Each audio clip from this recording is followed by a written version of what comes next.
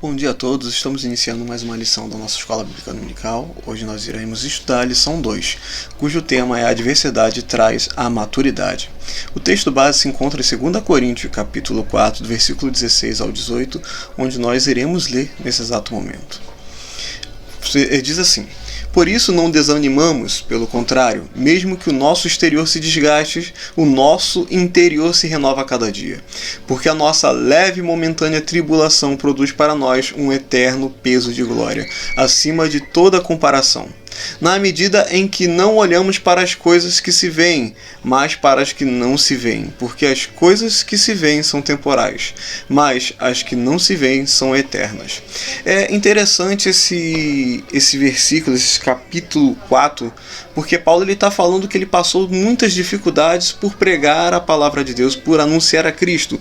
No versículo 5 ele diz assim: não andamos por aí falando de nós mesmos, mas proclamamos que Cristo é o Senhor e que nós mesmos somos servos de Deus por causa de Jesus. E é muito incrível que no 6 ele diz: pois Deus que disse haja luz na escuridão é quem brilhou em nosso coração para que conhecêssemos a glória de Deus na face de Cristo. Paulo mais à frente ele vai dizer que continuamos a pregar no versículo 13 porque temos o mesmo tipo de fé mencionada nas Escrituras. Cri, por isso falei. E sabemos que Deus ressuscitou o Senhor Jesus Cristo, isso no 14. Também nos ressuscitará com Jesus e nos apresentará a Ele junto com vocês. E ele vai colocando que tudo isso que eles vão passando é a medida da pregação. E toda a dificuldade que eles vão passando se dá pelo fato deles servirem a Deus e pregarem a Cristo crucificado e ressurreto. E nós chegamos num certo momento onde Paulo fala pra gente que eles sofreram, melhor dizendo, fala para a igreja de Corinto que ele sofreu para que nós viesse a ver vida. E isso se faz muito real hoje em dia. Se os apóstolos não houvessem sofrido, o que nós teríamos da palavra de Deus hoje? O que nós teríamos para poder analisar? Não só a nível de fazer sentido, mas ele coloca aí: por isso não desanimamos. Mas por que não desanimamos? Versículo 15 diz: tudo isso é para o bem de vocês, e à medida que a graça alcançar mais pessoas, haverá muitas ações de graças, e Deus receberá cada vez mais glória. Por isso não desanimamos.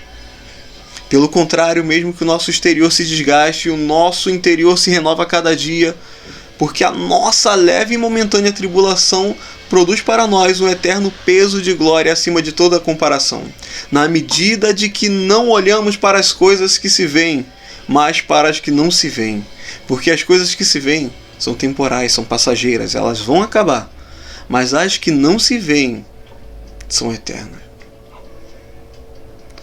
E é interessante que Paulo está minimizando de certa forma aquilo que ele passou, aquilo que ele sofreu, toda aquela dificuldade, toda a perseguição, os açoites.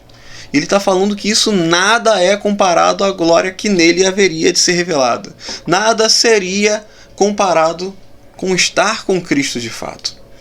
E nós vamos parar para pensar: será que eu posso dizer que eu sofri tanto assim em nome do Evangelho? Será que eu posso dizer que eu sofri tanto assim, a qual eu posso dizer que meu sofrimento valeu mais do que o Evangelho, quando Paulo sofreu pelo Evangelho, por pregar o Evangelho? Isso é sofrer por Cristo de fato. Sofrer por Cristo não é você passar por um período de privação de algo, simplesmente, pelo fato de não ter como comprar. Sofrer por Cristo é você sofrer por carregar o nome dele, por pregar o nome dele. Há muitos que morrem por pregar o nome de Cristo, e isso de fato é sofrer por Cristo. Há muitos que são perseguidos por pregar o nome de Cristo, e isso sim é sofrer por... Não sai, quase não sai. Sofrer por Cristo. Isso sim é sofrer por Cristo. Mas o mais interessante disso tudo é que nós vamos ver que mesmo ele sendo cristão, mesmo ele sendo o apóstolo Paulo, Deus não privou de passar por dificuldades. E por que privaria a gente? Se Ele não poupou nem o seu filho de passar por essas tais dificuldades, por que pouparia a gente? Nós vamos ver agora na introdução.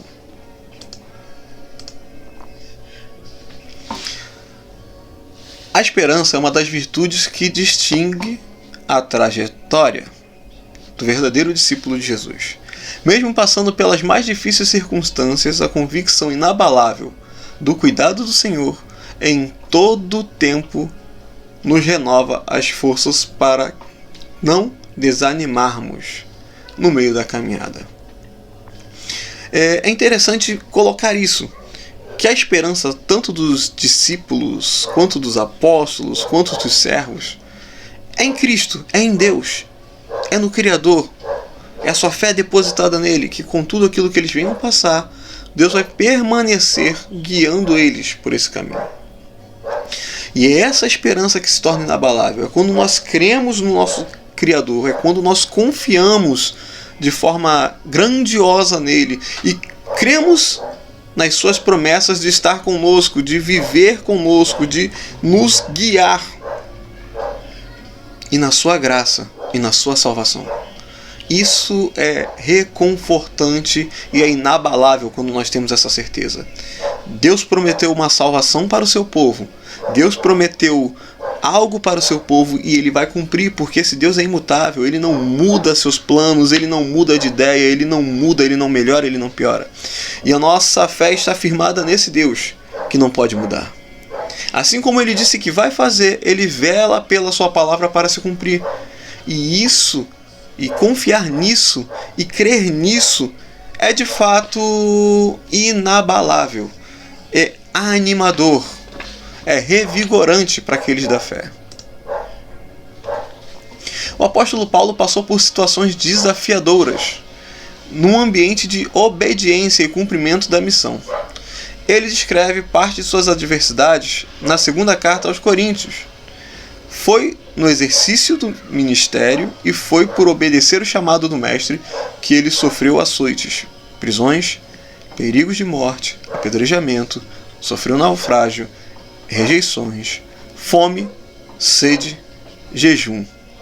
Sua autoridade apostólica colocada em dúvida. Enfim, a lista do seu sofrimento é enorme. Se você for analisar 2 Coríntios, capítulo 11, versículo 23 ao 28, você vai ver que ele sofreu de diversas formas que também estão sendo citadas nessa lição. E ele sofreu em obediência, porque muitas das vezes nós falamos que o servo de Deus, ele sofre porque ele está em pecado, porque ele não obedeceu de fato a Deus. E na maior parte das vezes isso não é verdade. O apóstolo Paulo, fazendo a vontade de Deus, ele passou por tudo isso para testemunhar o evangelho da glória de Deus. E muitas das vezes nós não fazemos a metade disso e julgamos que estamos fazendo algo para Deus. Poxa, por que eu estou passando por isso? Será que eu tenho algum pecado? Será que eu estou em algum erro? Será que eu fiz alguma coisa que ofendeu a Deus? Por que será que eu estou sofrendo? Poxa, não acredito que alguém tão obediente quanto eu está sofrendo tanto assim. E nós vemos os apóstolos morrendo pelo nome de Deus, pelo nome de Cristo, sem negar a sua fé. Nós vemos cristãos no Oriente Médio morrendo pelo nome de Deus. Na história da igreja nós vamos ver e vemos que o que mais houve foi martírio daqueles que eram cristãos e morreram sendo cristãos, mas não negaram o nome de Deus.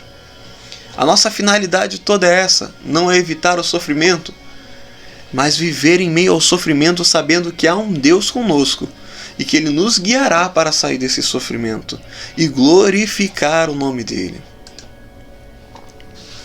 Vejamos agora. Paulo foi preso por pregar o Evangelho.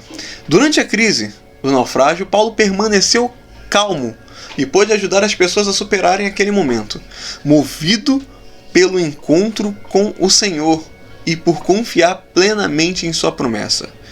A adversidade tem o poder de revelar a intensidade da nossa comunhão com Deus e o nível da nossa confiança em sua palavra.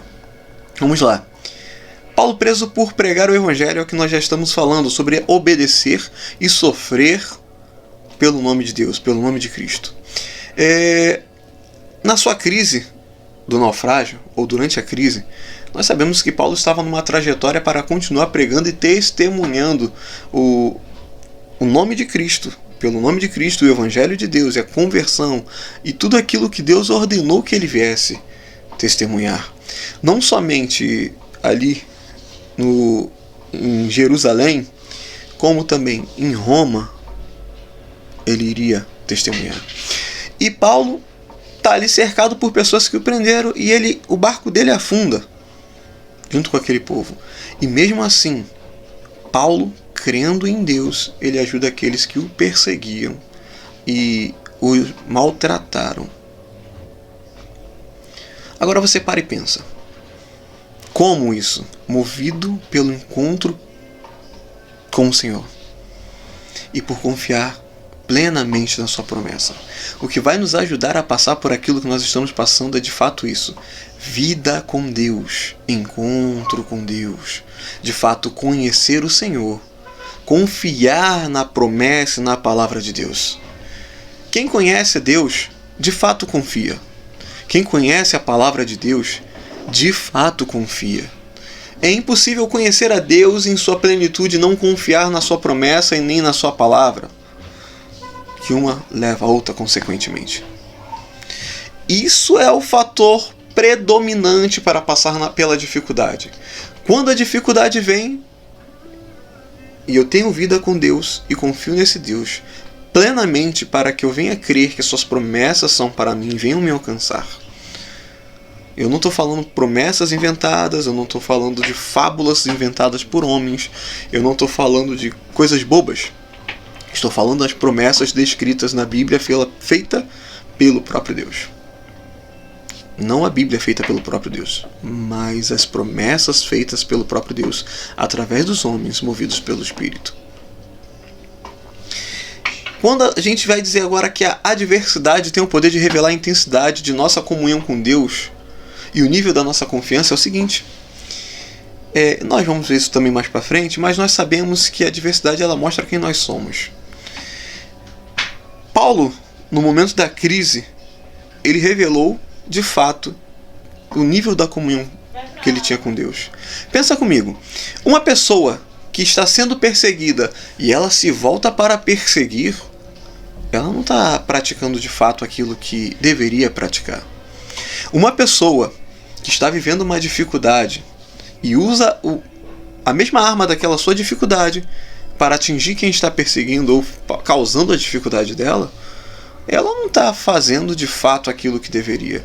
Então, quando você passa pelaquela dificuldade, de modo ao qual Cristo passou pelas dificuldades dele, como um cordeiro mudo, e eu sei que isso é muito difícil, quando você passa pelaquela dificuldade, crendo em Deus, e a sua atitude é de mansidão, é de confiança, sabe?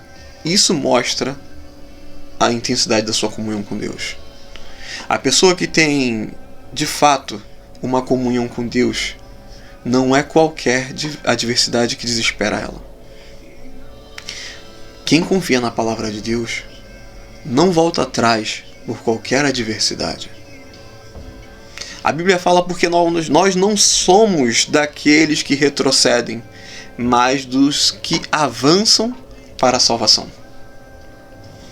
E isso vai mostrar de fato quem nós somos. Há um provérbio anônimo que diz: somente sabemos o sabor do chá quando colocamos a água quente nele. É um provérbio anônimo. Eu sei que hoje em dia, a gente sabe o sabor do chá só de olhar para a caixinha. Mas o que ele quer dizer aqui? Vamos prosseguir na leitura. Isso significa que as adversidades são uma necessidade que tem o poder de revelar quem de fato somos. Ou seja, ele está comparando a água quente como adversidade e nós como sachê de chá, que libera o seu verdadeiro sabor ao ser colocado na água. E aí sim nós sabemos quem nós somos. Só que tem uma coisa. É muito fácil. O que nós vamos ler, isso aqui é muito fácil. Quando agimos dentro da normalidade, mostramos quem queremos ser, mas quando reagimos diante da adversidade, mostramos quem somos de verdade. É no pior momento, é no momento de maior adversidade que nós mostramos quem nós somos, as nossas atitudes. É no momento que nós mais estamos tristes, é no momento em que nós mais estamos desesperados, talvez. É que nós mostramos quem nós somos. Muitas pessoas, quando passam por adversidades, querem passar por cima das outras para conseguir fazer aquilo cessar. Muitas pessoas querem procurar o culpado para culpar ele daquilo. E isso vai mostrar de fato quem você é. Se você confia em Deus ou se você não confia. Se você de fato é discípulo ou se você simplesmente faz parte da multidão. Se nós formos pararmos para pensar no paralelo discípulo-multidão, nós vamos ser levados para João capítulo 6, pelo menos na minha mente, né? Aonde nós vemos Jesus claramente dizendo para a multidão que o povo vinha até ele simplesmente porque eles viram sinais, viram a multiplicação dos pães e peixes e se alimentaram, e não por quem ele era. Mas no momento que Jesus alegou ser o pão da vida, eles não quiseram crer. Mas quem creram foram os discípulos, onde Pedro diz aquela palavra: para onde iríamos nós, se só tu tens a palavra de vida eterna? Isso é confiar em Deus.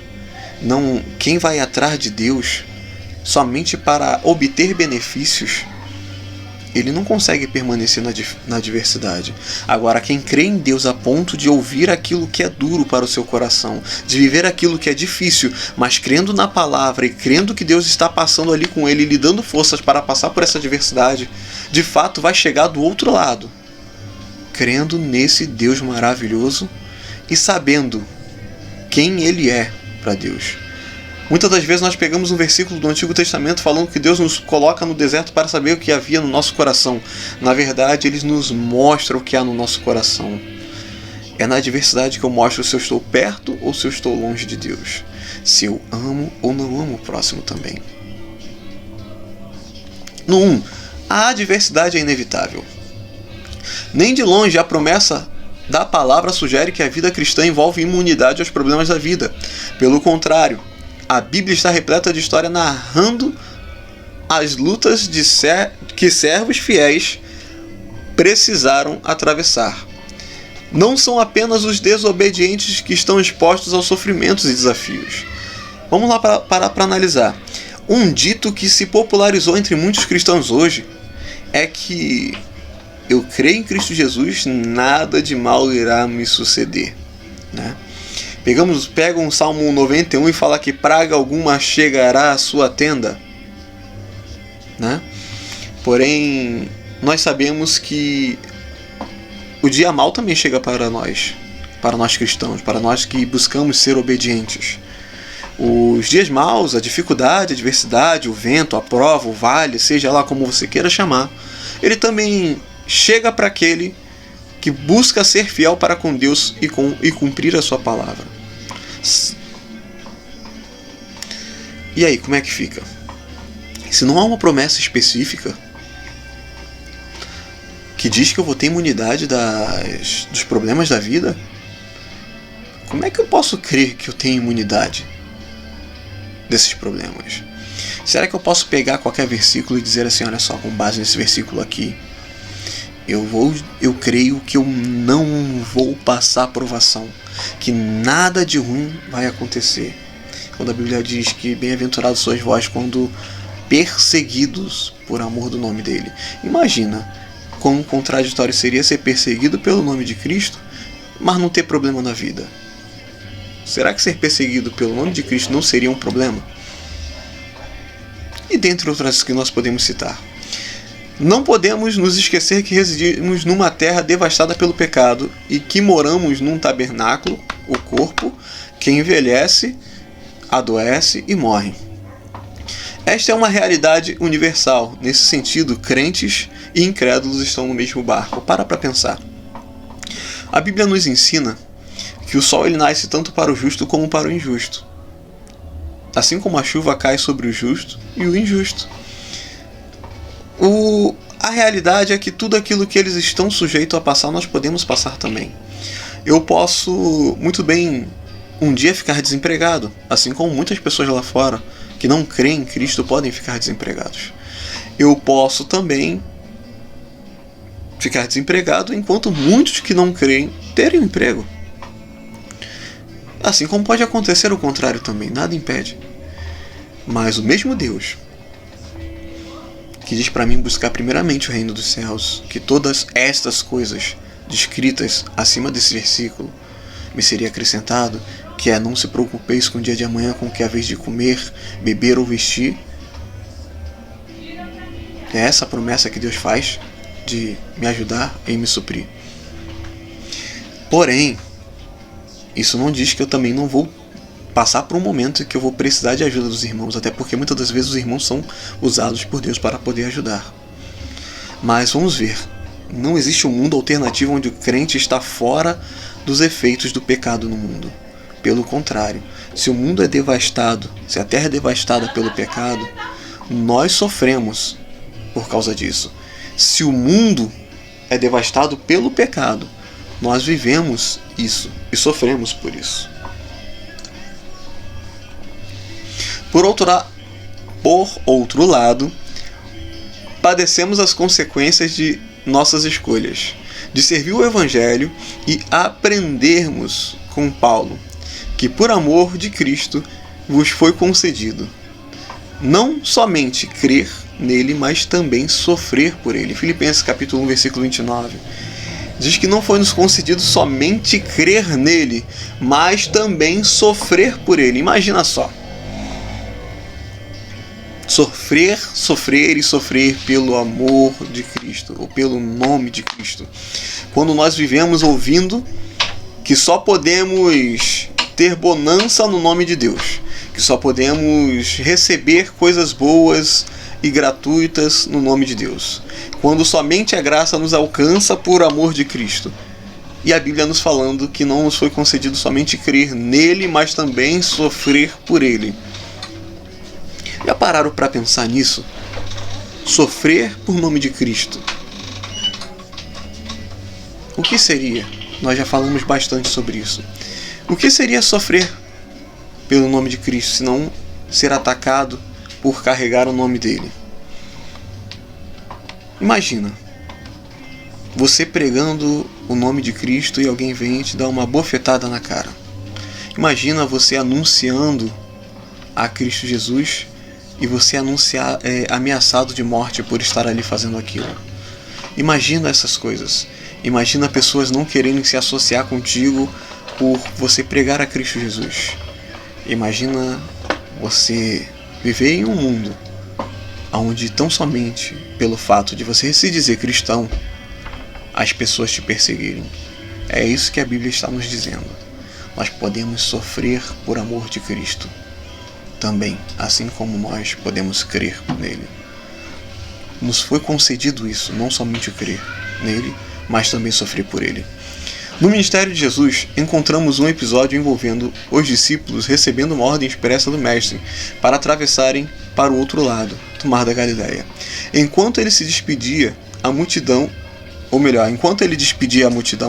os discípulos obedeceram e durante aquela travessia enfrentaram uma grande tempestade. Isso está lá em Mateus 14, do versículo 22 ao 33, como está descrito ali. E é um versículo bastante incrível para se notar, porque se você for parar para ver, eles estão seguindo uma ordem expressa de Cristo quando eles entram no barco e começam a atravessar ali o Mar da Galileia e simplesmente vê uma tempestade a eles. E eles estavam seguindo ordens expressas, diretas de Deus. Espera aí. Como assim Deus pode mandar eu passar por uma situação assim? Deus mandar os discípulos atravessar o Mar da Galileia e sobre eles uma tempestade. Eles estando em obediência à palavra de Deus. Não era nem de longe tentar entender o que Deus estava falando. Era diretamente Jesus dizendo: entrem no barco, atravessem o Mar da Galileia. Isso é uma prova de que mesmo obedecendo, mesmo fazendo aquilo que Deus ordenou que nós viéssemos fazer, todas essas coisas podem nos suceder. E é isso. Nós temos que entender de fato e colocar na nossa mente que não estamos livres dessas coisas, dessas grandes tempestades, nem das pequenas tempestades. 2. A adversidade tem fontes diversas. No 2.1, nós vamos ler assim: a adversidade pode surgir a partir de nós mesmos sempre que fazemos escolhas equivocadas. Isso é muito simples. Por exemplo, quando Deus dá uma ordem a Jonas, e a própria lição dá isso como exemplo, Deus dá uma ordem a Jonas para que ele fosse à cidade de Nínive levar a palavra dele, uma profecia. Jonas se dispõe a ir para um outro lado. Nós dizemos, Jonas escolheu ir para o outro lado, certo?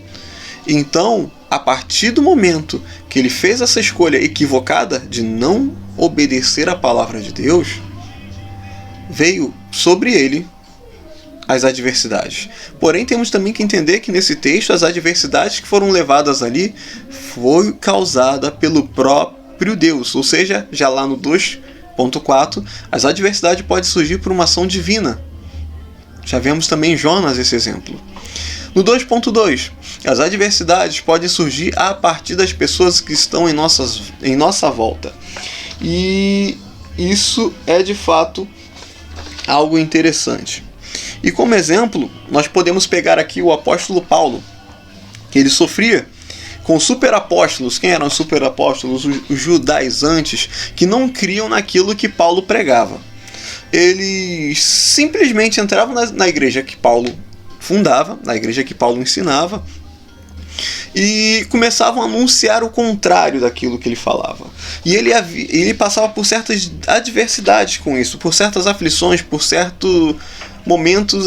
Vou usar um exemplo feio, porque não veio palavra melhor para dizer. Passava por um certo estresse por isso.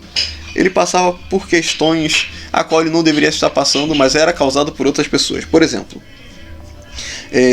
a segunda carta aos Coríntios relatam o apóstolo lidando com lutas produzidas por aqueles que não acreditavam em seu ministério, sejam os excelentes apóstolos ou superapóstolos, né? Isso lá em 2 Coríntios capítulo 11, versículo 5. Ou os falsos irmãos, em 2 Coríntios 11, 26.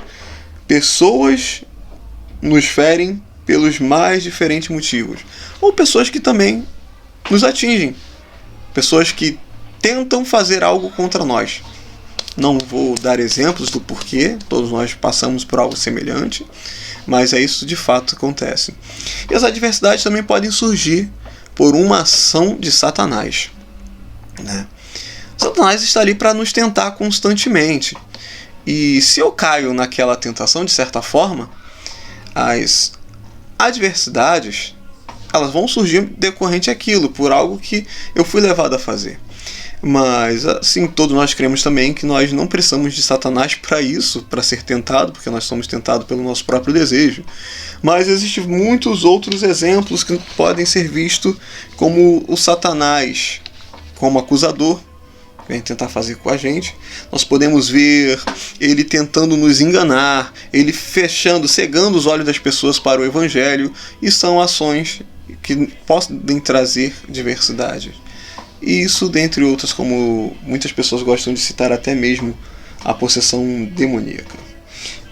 O propósito de Satanás seria continuar levantando, e a maior adversidade na minha visão seria Satanás levantando os falsos profetas para anunciar algo contrário à doutrina de Cristo e fazer com que muitas pessoas venham crer nisso, ou venham crer nisso.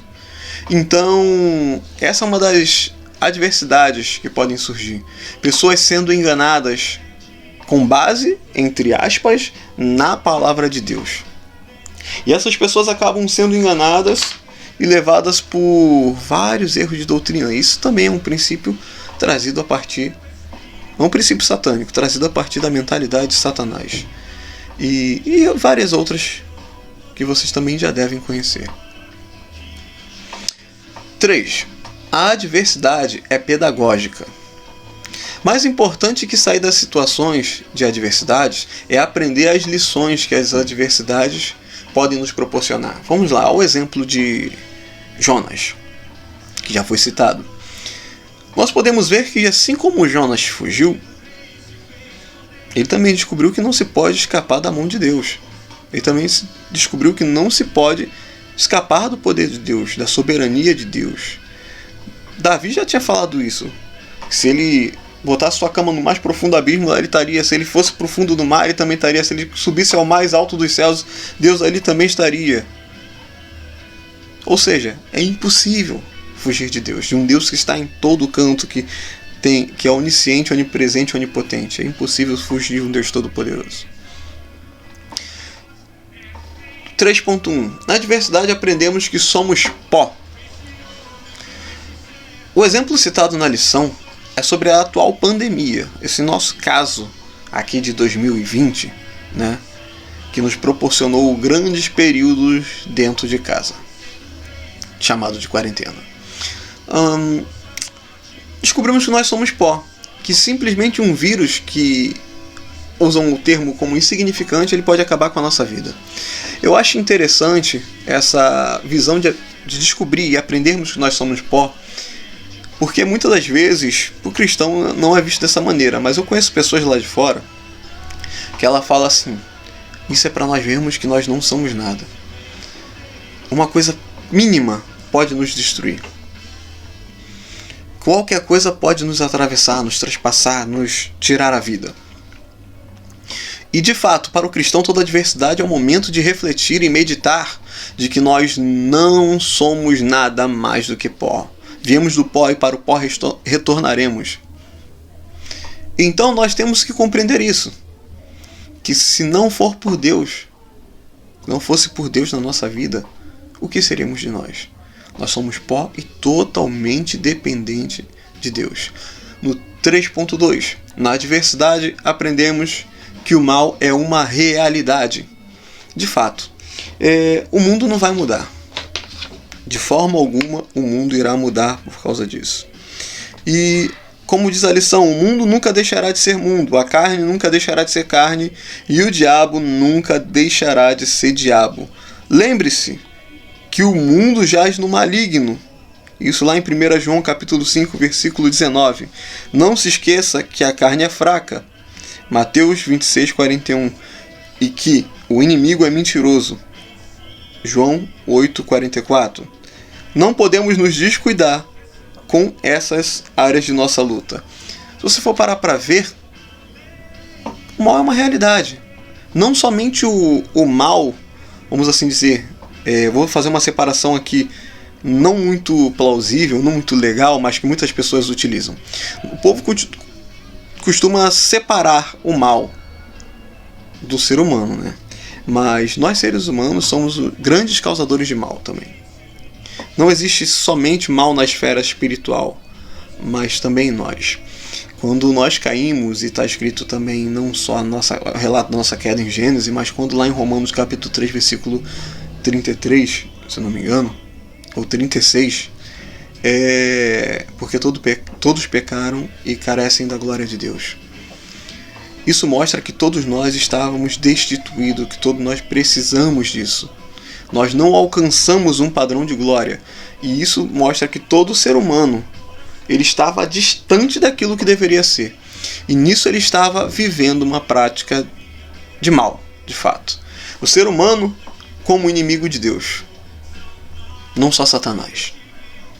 O mal é uma realidade e ele não é feito somente por Satanás, porque Jesus disse que os maus desígnios fluem do coração do homem.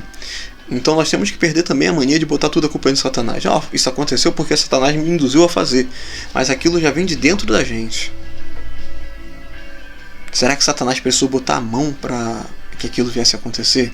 Muitas das vezes isso é uma falácia, uma desculpa nossa. Em alguns casos podem sim acontecer. Mas na maioria das vezes a culpa é do ser humano sim.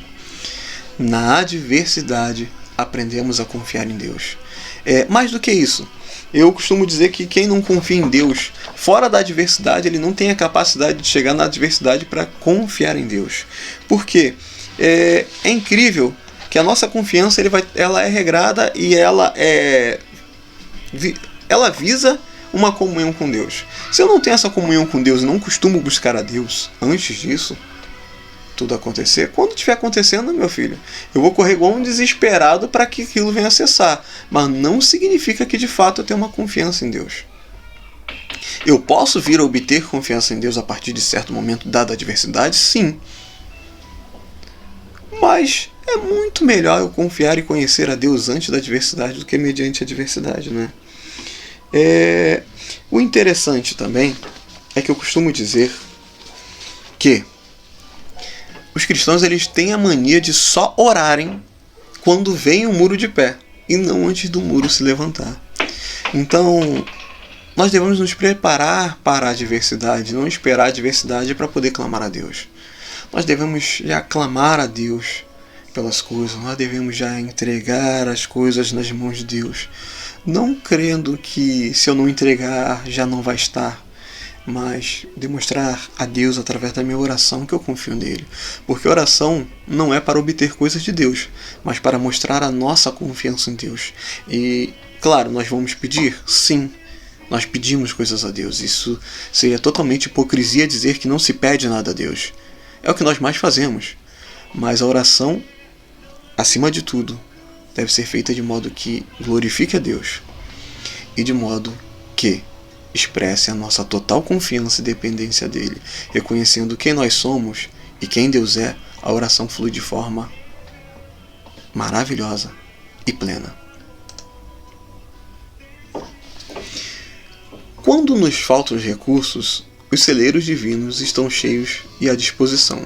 No Salmo 119, versículo 71, a palavra afirma: foi bom para mim ter sido afligido para que aprendesse os teus decretos. Vamos parar para analisar. Soa como se o rapaz estivesse dizendo simplesmente isso. Nossa, como foi bom eu ter passado dificuldade para que eu aprendesse a sua vontade. E é basicamente isso mesmo. Imagina um cristão hoje em dia falando: nossa gente, passei por uma dificuldade tão maravilhosa, se eu pudesse até passaria de novo, porque ela me aproximou de Deus. Ela me ensinou sobre Deus. Eu não quero saber mais de outra coisa a não ser de Deus. É basicamente isso.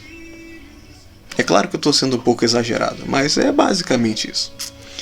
Na palavra de Deus encontramos toda a provisão que precisamos para atravessar os dias da adversidade. Deus zela para cumprir suas promessas na vida de seus filhos amados. Ele permanece em seu trono, conduzindo a nossa história. Ou seja, uma das outras coisas que vai me ajudar a passar por essa dificuldade, além dos recursos que Deus já me dispõe dos seus celeiros, né, é crer de fato, é saber que na palavra está contida tudo aquilo que é necessário, é saber onde recorrer, a quem recorrer. É muito incrível isso, você saber que tudo contido na palavra está ali de modo a te ensinar e te ajudar e te capacitar para passar nessa dificuldade, ou nas dificuldades. Então, saber que Deus é zeloso para cumprir as suas promessas na vida dos seus filhos e que Ele permanece em seu trono conduzindo a história, saber que Ele é soberano e que nada foge ao controle dele, isso é mais confortante ainda. Porque nós sabemos que podemos confiar num Deus que nunca perdeu o controle nem o domínio da história. Isso é saber que nada foge do querer, do controle, domínio de Deus, nada foge do decreto de Deus, dos decretos de Deus, nada foge daquilo que Deus quis que fosse. Ou seja, se Deus não perde o controle, eu posso confiar que Ele vai me ajudar nessa adversidade.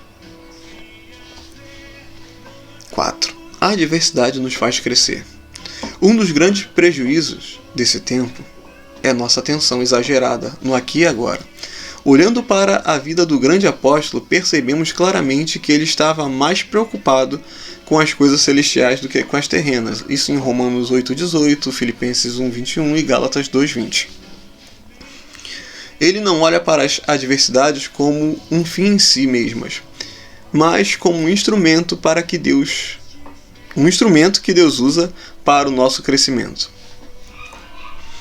Por mais intenso que seja o sofrimento nessa vida, Paulo o qualifica como leve e momentâneo, em 2 Coríntios capítulo 4, versículo 17. Isso é interessante. A maior causa de aflição para muitos dos cristãos é exatamente o fato de não conseguir as coisas aqui. Quando Deus está mais preocupado com a glória dele e com a proximidade dos seus filhos ao reino dele. É incrível notar que tudo hoje está nos guiando a fazer olhar cada vez mais para a terra, mais para o aqui, mais para o agora, mais para aquilo que é terreno e menos para aquilo que exalta e glorifica a Deus. Nós vamos parar para ver. As maiores partes das promessas das pregações hoje falam sobre portas de emprego, sobre conseguir um relacionamento, ou transformar um marido, transformar a mulher, casa própria, carro, dentre outras coisas. Quando de fato Deus quer transformar o indivíduo que você é para a glória dele. Enquanto o ser humano lê a Bíblia e busca olhar métodos que o faça alcançar aquilo que ele julga que Deus quer que ele alcance aqui, como um bom relacionamento, casa própria, porta de emprego e outras coisas já citadas, Paulo estava nos ensinando a não olhar para essas coisas, e sim olhar para aquilo que é eterno. Tudo para aquilo que não acaba. Exatamente isso. Ah, mas nossa, você está falando que nós não devemos ter uma vida aqui? Pelo contrário, não estou falando isso. Estou falando que devemos sim ter uma vida aqui, mas o nosso foco não deve ser somente essa vida aqui, e sim a próxima.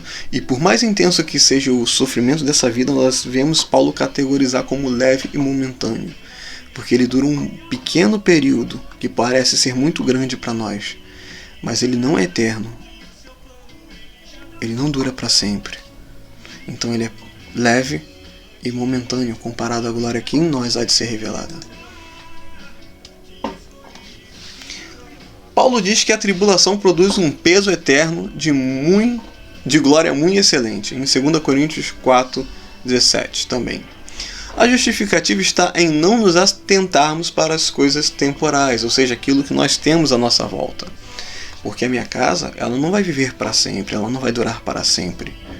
A minha casa, como pessoas, não vão viver para sempre. A minha casa, como os tijolos, objetos, não vão durar para sempre. Nós vamos ver que na história da igreja sempre houveram adversidades, né? Desde o livro de Atos até a história recente. A igreja de Cristo esteve envolvida por muitos desafios. E a cada ano que se passa se levanta mais um. E de fato, para a igreja de Cristo, o maior desafio é passar por essas adversidades. Mas cremos que através de Cristo nós iremos passar por ela. E nós vamos ver que a adversidade ela faz tão parte do povo de Deus que ele já vem desde o Éden, o povo passando por adversidades atrás de adversidades. E quando eu falo desde o Éden, eu falo com a queda, o evento da queda, não que eles passavam por dificuldades antes. Nós vemos desde Gênesis a dificuldade do povo, nós vemos Israel sendo levantado e sofrendo dificuldade, nós vemos Abraão quando foi chamado sofrendo dificuldade, nós vemos o povo escolhido sofrer dificuldade do início ao fim, sendo levado cativo, desobedecendo, levado cativo de novo, eles sendo derrotados em guerras, passando por guerras onde saíram vitoriosos, mesmo saindo vitoriosos, a guerra é uma dificuldade, é uma adversidade. E nós vemos tudo isso acontecer. Nós vemos de Gênesis e Apocalipse relatos de dificuldades do servo de Deus. E nós vemos desde a época de Cristo até hoje relatos de dificuldades no meio do povo de Deus. E isso aqui na Terra não vai cessar. Parar, pensar e agir. Por serem imprevisíveis, como você se prepara para o dia da adversidade? Ou melhor, para os dias da adversidade? 2. O que fazer para que as adversidades não nos afastem de nossos compromissos espirituais? 3. Qual o valor das promessas da palavra de Deus no dia de sua calamidade? 4. Se todo mundo, crentes e incrédulos, estão sujeitos ao sofrimento, qual é a vantagem de servir a Jesus? Esse parar, pensar e agir vai ficar para vocês responderem no grupo ou comentar no vídeo, na nossa interação. Quem é lá da igreja vai estar no grupo, nós iremos fazer interação sobre isso daí. E eu quero ouvir o que vocês têm a dizer, o que vocês aprenderam, o que vocês captaram um pouquinho e como vocês responderiam essas 4 perguntas para termos uma melhor interação. E aí temos agora um extra, que diz assim, nossa, ficou bem pequenininho. Portanto, uma vez que pela fé fomos declarados justos, temos paz com Deus por causa daquilo que Jesus Cristo, nosso Senhor, fez por nós. Foi por meio da fé que Cristo nos concedeu esta graça, que agora desfrutamos com segurança e alegria, pois temos a esperança de participar da glória de Deus. Também nos alegramos ao enfrentar dificuldades e provações, pois sabemos que contribuem para desenvolvermos perseverança, e a perseverança produz caráter aprovado. E o caráter aprovado fortalece a nossa esperança. Ou seja, toda dificuldade nos leva a algo, e as aprovações nos levam e contribuem para desenvolver a nossa perseverança. E essa perseverança, e é através disso tudo que nós vivemos, que nós vamos tendo um caráter de fato aprovado, vai sendo moldado por isso, vai produzir em nós um caráter aprovado e fortalecer as nossas esperanças. Então, nós não devemos olhar para a dificuldade somente como um motivo para sofrer, somente por algo que acontece sem mais nem menos. Mas nós temos que olhar para a dificuldade como algo que vai moldar o meu caráter em Cristo, que vai mudar a minha forma de ver as coisas. Nós temos que olhar para a nossa dificuldade, as nossas provações, sabendo que sim, ela vai desenvolver em nós perseverança, e essa perseverança vai moldar o nosso caráter para que ele seja um caráter aprovado, fortalecendo a nossa esperança em Cristo Jesus. Somente até aqui, tenha um ótimo domingo e até a próxima.